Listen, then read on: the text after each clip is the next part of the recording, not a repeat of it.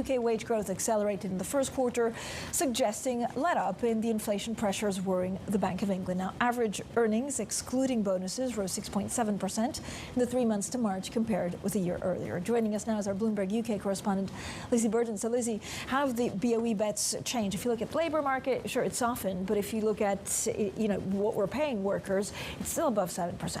Yeah, so to break down the market reaction, as you say, BOE bets fell initially and the pound fell against the euro and the dollar, some of that fading since the release, but it seems that markets were really focusing on the payroll number, and economists say you really have to treat that with a big dollop of salt. It's usually subject to revisions. They also seem to have been reacting to the dovish commentary from Hugh Pill yesterday, the chief economist of the Bank of England, saying that he hopes the bank's near the end of its tightening cycle, and that's really the clearest sign yet that we are.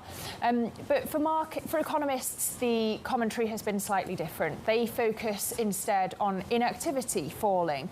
They say that, yes, unemployment was expected to hold steady, but it's ticked up, and wage growth, as you point out as well, wasn't as high as expected, but there was still an increase. So as the morning goes on, really economists and markets converging, and yeah, the bottom line is the labour market is still tight, but it's showing signs of cooling. So, Lizzy, what does this mean for the government?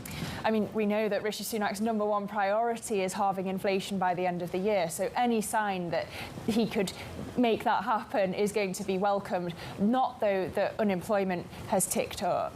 But the worrying number today for the government is that the number of people who are economically inactive because they're long-term sick is at a new record high. Now, of course, another of Rishi Sunak's top 5 priorities was cutting NHS waiting lists, and he's not going to be helped by the fact that another number in all of this is that the number of days lost to industrial action is climbed again, and that includes, of course, doctors and nurses. Now, we've already seen strikes weighing on GDP.